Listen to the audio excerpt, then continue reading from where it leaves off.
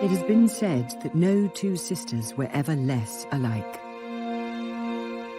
One reserved and proper, the other lively and controversial. One the anchor of a commonwealth of nations, the other a figure searching for purpose in life. They grew up in a very, very different kind of world, a world of aristocracy, of deference, of people knowing their place. I think they were quite different from an early age, and they went on being different. I think they were both very sound people, both very committed in their different ways. I suppose that the Queen had so much more responsibility on her shoulders, and Princess Margaret didn't have those things to think about, so carved a different path through life. Queen Elizabeth II and Princess Margaret are among the most photographed women in history. Their every appearance followed by press and public. They are familiar the world over. But what of the real women behind the show and splendour? Beyond the balcony and cheering crowds, beyond the crown itself. Elizabeth is really both an embodiment of the old England that she grew up in and the new, fast-changing modern world that she increasingly adapted to. The Queen always thought of her sister as an enigma. It's always very difficult to work out with Princess Margaret which half of her you're talking about, the royal half or the rather dashing half. There's a huge affection between them that survives the ups and downs of their individual life.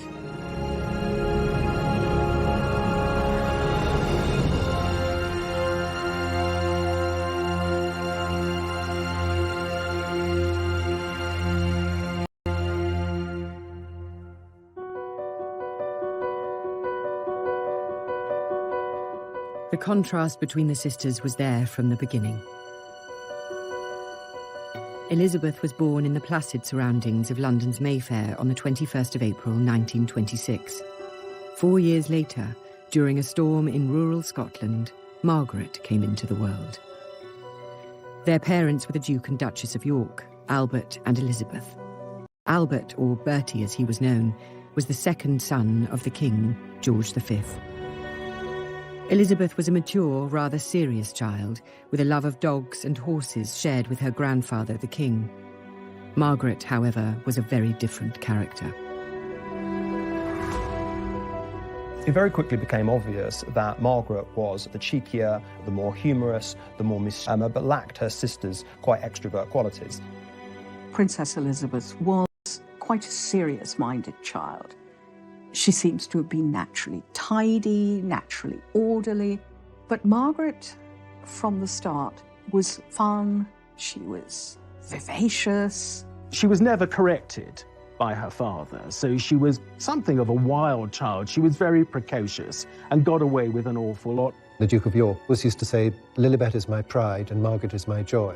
And as far as Princess Margaret was concerned, he really couldn't take his eyes off this child. I mean, she was so beautiful that he couldn't believe that he'd created this glorious and beautiful child, and then he rather spoilt her. The princess's public life began early, and here we see her during a Scottish holiday, arriving with a family party at a Highland gathering. Neither girl was prepared for the lives they were to lead. As two daughters of a second-born prince, Elizabeth and Margaret had no expectations of being thrust into the international spotlight. With the Duke and Duchess of York, there was never any anticipation that they would succeed to the throne, and certainly never any expectation that Princess Elizabeth would come to the throne. It was, of course, always possible that George and Elizabeth would have further children, and a male heir would, of course, then leapfrog Elizabeth in line for the throne. So it was always a fairly remote possibility that she would become queen at her birth. The Duke and Duchess of York, us four, as the Duke called them, rather anticipated a cosy family life in the way that they were already enjoying. And they were a very natural family and a very loving family. It was the girl's uncle, the charming bachelor Prince David, who would be the next king. He was expected to marry and have children of his own, who would one day inherit the crown. Elizabeth and Margaret were set for a life of comfortable semi-obscurity. Until 1936, the year everything changed. Late on the 20th of January, King George V died at Sandringham. He'd been unwell for quite some time, and it went back to the Great War, when he was thrown from his horse while reviewing troops in France and suffered from chronic obstructive pulmonary disease and pleurisy. Now, that's a progressive condition, so it didn't get any better. The only witness to the king's final moments in this regard were his physician, and his physician claims to have administered a lethal dose of morphine euthanasia. It was also thought that it was far better that the king's death should be announced in the morning paper, the Times, rather than the slightly more down-market evening papers. Elizabeth and Margaret's uncle David was proclaimed king and became Edward VIII. But the new monarch had never wanted the crown. Indeed, he was terrified by the idea. There was another complication. The king was in love with American divorcee Wallis Simpson and was set on marrying her. The wider British establishment, however, was far from taken with the idea. Wallis Simpson was loose, irreverent, dashing, very much symbolised that kind of New World glamour, which endeared her very greatly to Edward, but did not endear her to the remainder of the family. Wallis had been twice divorced, and that was unheard of in the British monarchy and in those social circles. And so that was a reason for not liking her. He very much didn't really want to be king. He may not have even been able to voice that, but unless he was even stupider than I think he was, he must have realised that nobody was going to accept a woman as queen with two husbands living. That was the problem. The secular head of state is also the supreme governor of the Church of England. He was about to go through a coronation ceremony that is very similar to the kind of consecration that a priest goes through. Anointed with holy oil, with water, it's a dedication. For such a clear hypocritical breach to exist as him marrying a divorcee would, especially in the context of these times, have been wholly unacceptable.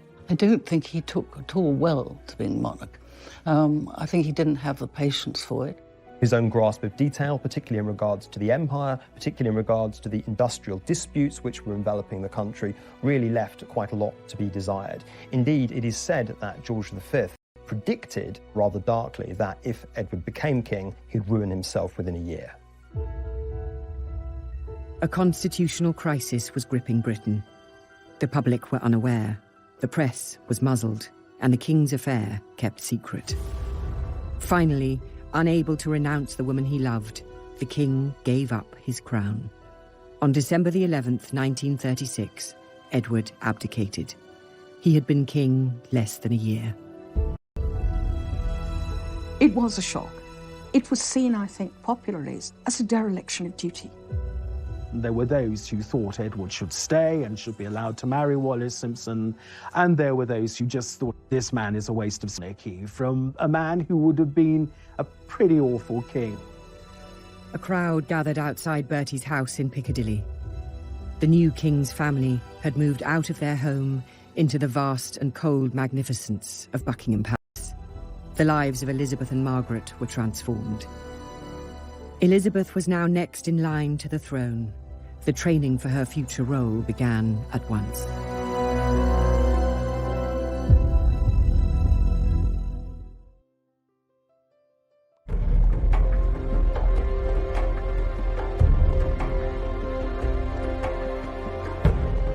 In 1936, following the abdication of Edward VIII, the throne passed to Elizabeth and Margaret's father, Bertie.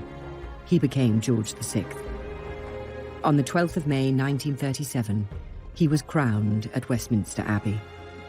George was wholly unprepared for being king. He himself said that it was like a lamb being led to the slaughter. There was an established convention of not using first Christian name, but using middle names to rule under, and he chose George simply because within the Hanoverian tradition there had already been 5 Georges, and of course, the previous monarch was called George II, and he wanted very much to embody stability after the chaos and confusion of the abdication crisis.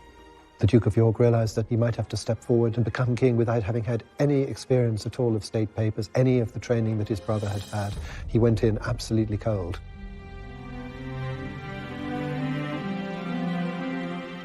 King George would ensure that his elder daughter Elizabeth would be more prepared for the role of monarch. From 1938, she received private tuition from Sir Henry Martin, the Vice Provost of Eton College. Her father explained the nature of the official dispatch boxes that were the monarch's everyday duty. Margaret was excluded. The sisters' once identical upbringing was diverging. That expectation of being well educated does not extend to Margaret, who continues to be educated as a well-mannered, accomplished girl who was expected to go on and marry. So singing, piano lessons, French conversation become important, but not constitutional history, not the hard lessons of theology.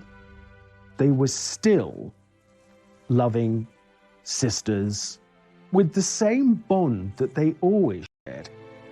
This was a very definitive event which exacerbated early tendencies that the girls may have already had, Elizabeth to duty and Margaret to constitutional decision-making.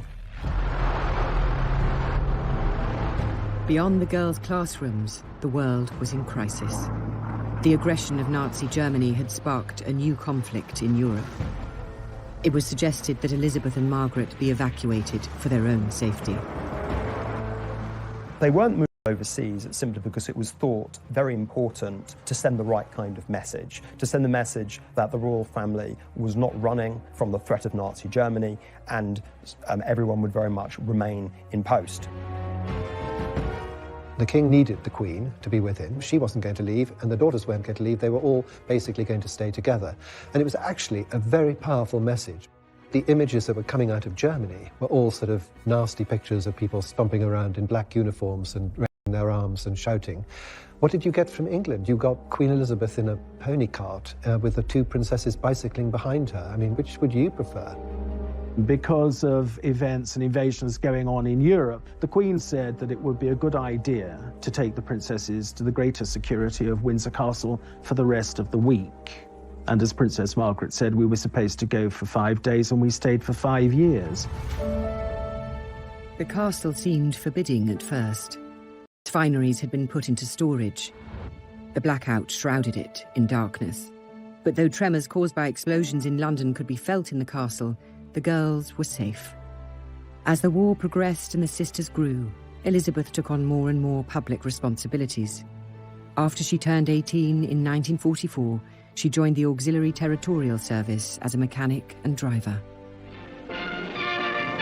Princess in overalls. Elizabeth is in the ATS, or British, and at the King's request, is being treated just like any other trainee.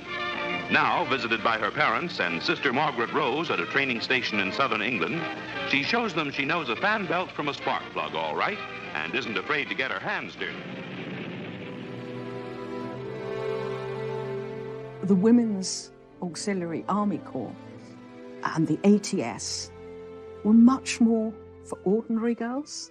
And so I think it was intended to send a message that the royal family was not so different. They were not elitist in an unpleasant way. Elizabeth learned how to drive an ambulance, learned how to be a mechanic, indeed even learned how to fire a revolver. These were, of course, propagandistic tokens, but nonetheless, a pretty young princess chipping in with the war effort was definitely designed to boost national morale. I think it was very, very much appreciated by the public and by her. She loved it. She loved just up her street. While the war brought her closer to the public gaze, it also brought her love. And for this sensible, pragmatic girl, her choice was unexpected. In July of 1939, when the Queen was just 13 years of age, she inspected a Royal Naval College at Dartmouth, and one of the young officers she was introduced to was this dashing, handsome Prince Philip. I think it is fairly plain that the extremely good-looking, extremely charming, extremely glamorous Prince Philip caught the eye of Elizabeth, and that her jaw dropped. 3 years later, the couple spent Christmas together while Philip was on leave from the Navy. They then began exchanging frequent letters. But Elizabeth's parents, the King and Queen, did not approve. The king had his doubts about Philip. There was the feeling within the royal family that all of this was too much too soon. The thought of somebody coming and taking away his daughter at the young age of 21 wasn't, I suspect, totally appealing, as it wouldn't have been maybe to many a father. We must remember that Elizabeth set her eyes on him for the first time at the age of 13, and there was an acknowledgement, even then when people generally got married a great deal earlier than now, that this might just simply be a girlhood crush that would blow over.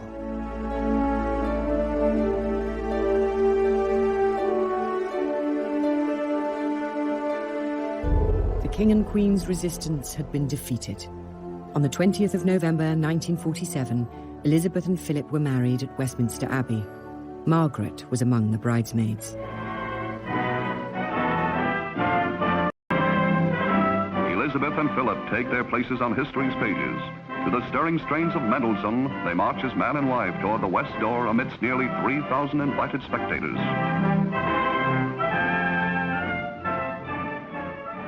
The wedding itself was a very grand affair, a deliberately grand affair against this backdrop of austerity. Rationing was still on, if anything slightly more severe. She may have been heir to the throne, but she couldn't be seen as claiming special privileges. Though you have a lavish dress, it's by no means as lavish as other royal brides. The wedding was the first big royal occasion since the King and Queen's coronation 10 years before. And Winston Churchill referred to it as a flash of colour on the road we have to travel. The following year, Elizabeth gave birth to a son. Charles was born on the 14th of November 1940. This meant Margaret was no longer next in line to the throne. I think that Margaret had already accepted that her sisterly relationship with Elizabeth had changed once Philip was on the scene. And so in many respects, the arrival of Charles didn't really change that. I don't think she had ever any expectation of being queen, any desire to be queen. And so, if anything, it was probably a relief. I'm sure that the first reaction that Princess Margaret had was, great joy. But I know that in later life, there was a certain sort of feeling of being a younger sister, and other members of the royal family are always just told what to do. You will appear at 10 o'clock, or indeed at 10:03, your car will arrive, and you will do this, you will do that, and you will wear the following. So there was always a little bit of the younger sister feeling about the whole thing. In the post-war years, their father, the King's health declined. Both sisters took on more of his public duties. In September 1951, George VI had his left lung removed after a malignant tumour was discovered. The King was not told he had cancer, and the disease was not beaten. On the morning of February the 6th, 1952, the King died. He was just 56. Elizabeth was in Kenya when her father died, on an early rest stop in a planned tour to Australia. Elizabeth was always thought of by the King as being his protégé. Margaret was always thought of as being his pet, his light relief. And so when he passed away, both girls felt sad. Elizabeth felt sadness, then was overwhelmed by duty. For Princess Margaret, it was absolutely awful. She had lost a father that absolutely adored her, and she had no role whatsoever. Elizabeth had left Britain as a princess.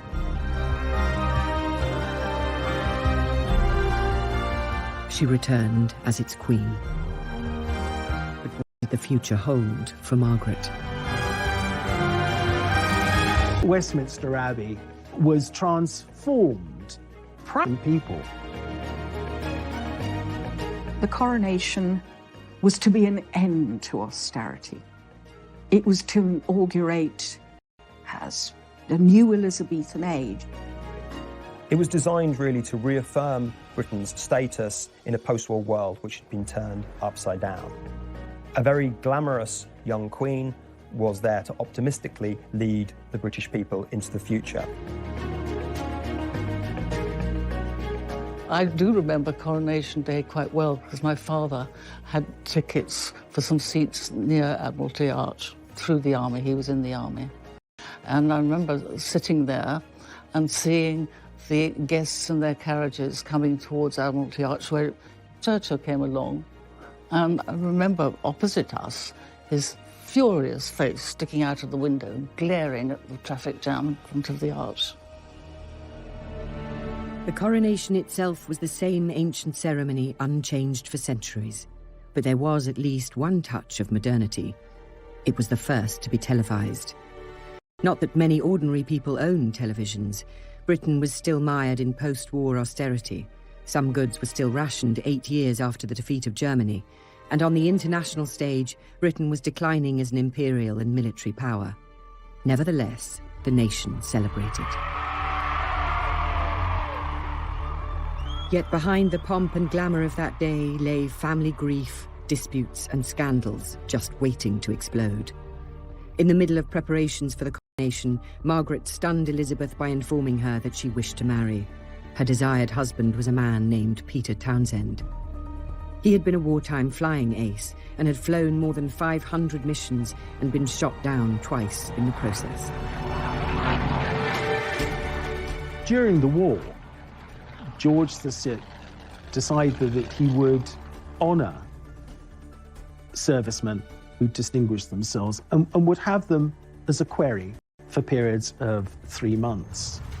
Recommended was the much decorated RAF fighter pilot, Group Captain Peter Townsend. Townsend and the King got on so well together. It is said the King referred to him as the son I never had, that the idea of a 3-month period in waiting as a query just went straight out of the window. After the King's death in 1952, Townsend's job disappeared, but the family did not wish to lose him. He was invited to join the Queen Mother's household as controller, a role he accepted. All the girls at Buckingham Palace took a shine to this guy, but the one who really fell in love with him was Princess Margaret. You can understand, perhaps, at that moment, having lost her father, she turned more to him than was perhaps advisable. He was there when her father died. Part of the inner circle of royal aides and servants who helped to comfort Margaret. After all, Margaret was devastated by her father's loss. This was a man who'd been close to, who'd been liked by her father. He was also, like her brother-in-law, a hero, and people liked heroes. It was still an age when we built heroes up. Townsend was 16 years older than Margaret and recently divorced. While these facts did not trouble Margaret, others were less happy. Well, there was opposition to the relationship for one simple reason, that he was already married, and he had a wife and he had 2 boys. Divorced people not really allowed to have a social life. And I think that sadly, that was what happened. He was quite a bit older than her, but I don't think that would have mattered. Under a law of 1772, all members of the royal family had to have the sovereign's permission to marry. Elizabeth was sympathetic. She could see the love between the couple, but she asked Margaret to wait until the coronation was out of the way and everything had settled down. Margaret left the meeting with her sister feeling hopeful. But when Elizabeth spoke to her private secretary, Sir Alan Lascelles, he was horrified and urged Elizabeth to send Townsend abroad. Elizabeth was caught between love for her sister and her responsibilities to the legal and religious bodies she headed. She loved Margaret and she wanted her to be happy. I think it was incredibly difficult for her. All of politicians, with some exceptions, including Winston Churchill, were advising her that this marriage should not go ahead. And as such a new monarch, she didn't want to risk the potential friction for really putting up strong opposition against what the political classes were telling her. In other words, she put duty before her own private feelings. The Queen is temporal governor of the Church of England, and the Church of England did not, would not recognise divorce. She agreed to send Townsend abroad. He was appointed heir attaché in Brussels. Townsend was stunned by this exile. He did not even get a chance to say goodbye to Margaret, who was on a royal tour in Africa at the time. Margaret was left bitter. Her own sister was queen but could not have correspondence. The couple believed they had only to wait.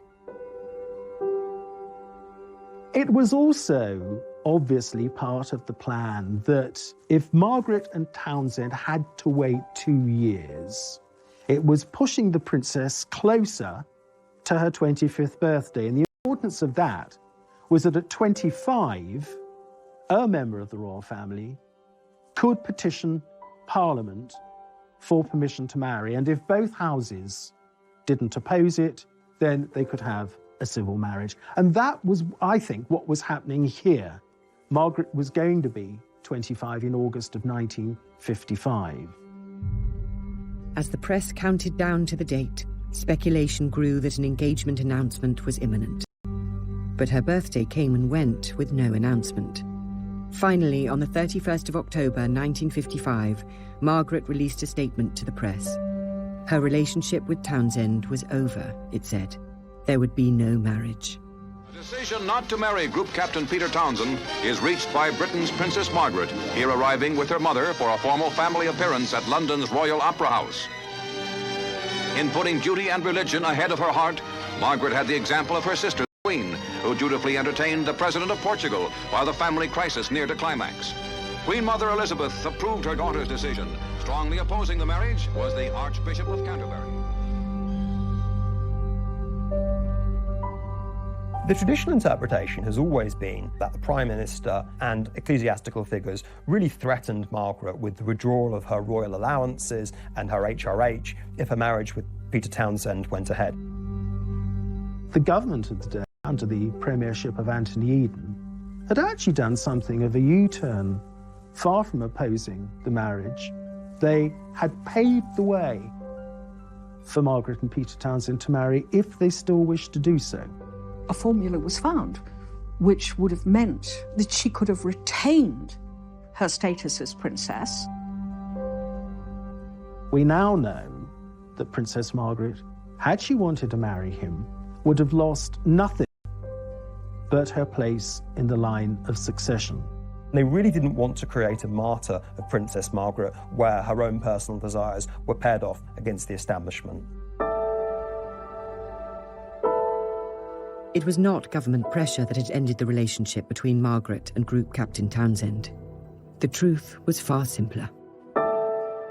Contained in the files released by the National Archives is a letter that Princess Margaret wrote in private and in secret to, and only by seeing him that I can properly decide whether I want to marry him or not. The crunch is obviously that she had decided, and he also, no doubt, had decided that their love was no longer strong enough for them to marry.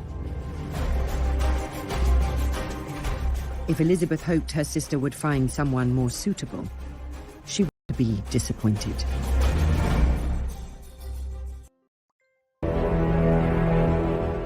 In the 1950s, Britain was struggling to adapt to a new era.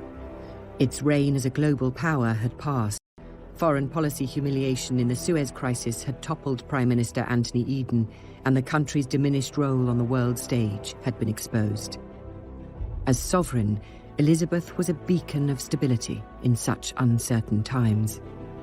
But, as ever, Margaret's role was less defined.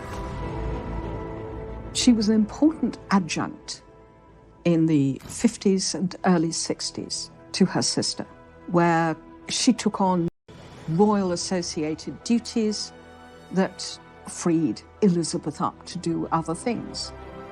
Margaret became a very glamorous figure. She also started smoking in public, bringing out the characteristic elegant long cigarette holder, and was charged with doing things like opening hospitals, smashing bottles of champagne against ships in a very glamorous manner. Princess Margaret does have the reputation of having been a party girl, which of course she was. But we also have to accept that she was also a very hard-working member of the royal family. In 1957, Margaret became president of the new Royal Ballet, a reflection of her lifelong passion for theatre and the arts. Nevertheless, she was nearing 30 and still unmarried. In 1959, Peter Townsend wed a young Belgian woman with a striking resemblance to Margaret. Just months later, the princess surprised many by announcing an engagement of her own. Anthony Armstrong-Jones was not the usual royal match. He was from a wealthy background, Eton then Cambridge, but he had no fine title or lands. He was a photographer. Margaret was really enjoying the fruits of some of the major social changes starting to appear in this company. Lady Elizabeth Cavendish gave a dinner party in February 1958, which Tony Armstrong-Jones was one of the guests. And Princess Margaret had never met him before. I think the influence of Anthony Armstrong-Jones was really to introduce her to normality. She was smuggled on the back of a motorcycle, disguised in a headscarf and dark glasses, to Armstrong-Jones' rented flat in Rotherhithe Street. The princess said that it was the most romantic setting, and this was their bolt hole. It had a bay window overlooking the Thames. You looked to the right, and there were the docks, and you looked to the left, and there was a bend in the river, and you saw Tower Bridge and St Paul's Cathedral beyond it, and at high tide, she said, swans would look in. Their relationship was kept secret, so the country was stunned in February 1960 when Princess Margaret's engagement to the photographer was announced. Their wedding was in Westminster Abbey on the 6th of May 1960. It was the first royal wedding to be broadcast on television. Millions tuned in around the world. I think as a sister, Elizabeth was very happy that Margaret had been able to find a man she loved. I think as Queen, even though Armstrong-Jones was not ideal, was not a society man at all, he was, given Margaret's status as a rebel, really about the best that they could hope for. Princess Margaret at that time was hugely popular.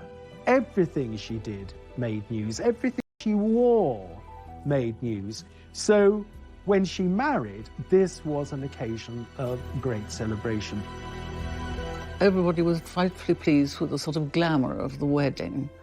And Princess Margaret looked wonderful, and he was a talented photographer, and it all seemed very modern and just how it should be.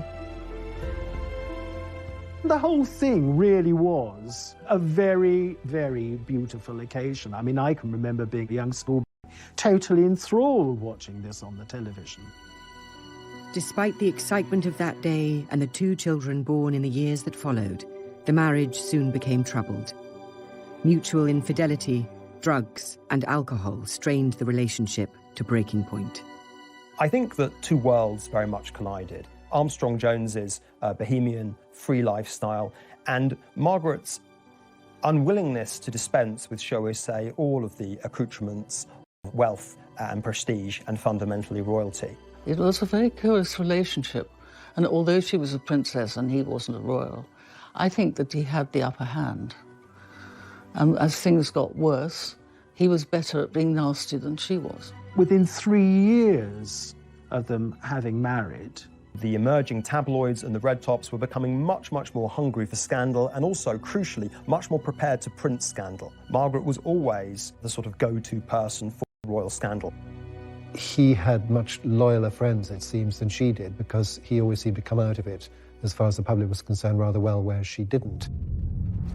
Press deference to royalty was a thing of the past. Newspapers covered the breakdown of Margaret's marriage in gleeful detail. It was far from the only change in Britain during Elizabeth's reign.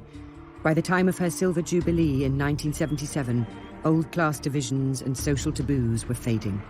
The British Empire had transformed into a commonwealth of independent nations. The crown, Elizabeth, was the thread tying them together. As she guided the monarchy and nation through crisis and triumph, her sister Margaret was left without a role. She may have been an icon of the 1950s and 60s, but as the decades passed, her star waned. Like her father, Margaret was a heavy smoker for much of her life. Like him, she would suffer the consequences. From the late 1980s, her health began to decline. After several severe strokes, she died on the 9th of February 2002. She was 71. For the relationship between Elizabeth and Margaret, there was this bond of love between them that had been there from the time Margaret was born to the day that Margaret died. At her funeral, the Queen perhaps showed the most public emotion we have ever seen on a public occasion, where her eyes, I suppose, really betrayed the sadness she was feeling. To have to come to terms with the death of your younger sister, who you could expect, certainly to live with you into old age, is very hard. When the princess died, that was quite a blow to the Queen, followed, as it was 7 weeks later, by the death of her mother. She is said to have said her biggest nightmare would be losing her mother and her sister. And that, of course, is what happened in 2002. Princess Margaret's life, though privileged, was a sad one in many ways. Margaret was a flawed and often troubled woman. She did not have her sister's weighty responsibilities, but nor did she have the certainties. I think that what Margaret did was really stretch at the limits of what it was acceptable to do for a woman in her position. This, I think, created a precedent and also much more breathing space for future younger royals to enjoy, even in the celebrity-infested world. You task some aspects, well, who doesn't? I would actually say she was probably a pretty supportive member of the royal family. She did do her bit. On a day-to-day basis, her life was very full. She had very interesting friends. She went to the ballet, she went to the theatre, she read books, she was alert, interested in things, she loved music, and wasn't boring. She, too, helped to modernise the monarchy, to bring it into what, at that time, was the 20th century. For her sister, the Queen, however, her history is still being written. The monarchy has shown itself under the Queen's leadership to be flexible, adaptable, and something that can be seen as both a stable institution and something that can change and reflect new values. I think more than anything else, for Britain's own conception of itself as a post-war nation, she was definitive. She has been criticised, her family have been deeply criticised, and by just being herself and keeping going and being straightforward, it's absolutely paid off.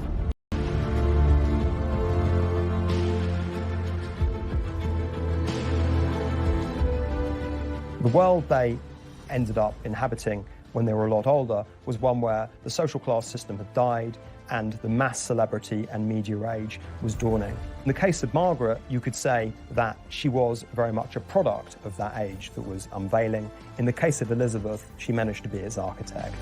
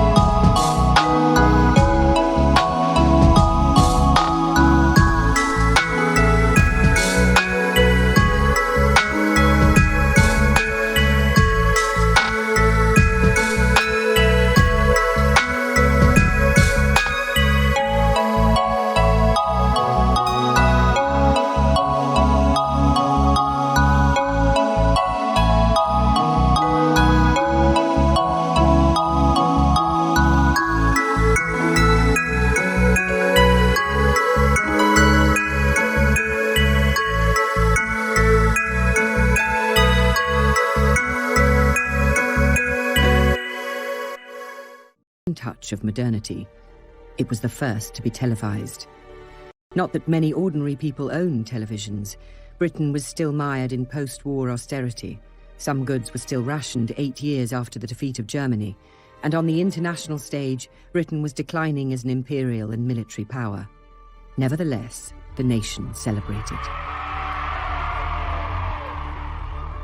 Yet behind the pomp and glamour of that day lay family grief, disputes and scandals just waiting to explode. In the middle of preparations for the coronation, Churchill were advising her that this marriage should not go ahead, and as such a new monarch, she didn't want to risk the potential friction for really putting up strong opposition against what the political classes were telling her. In other words, she put duty before her own private feelings.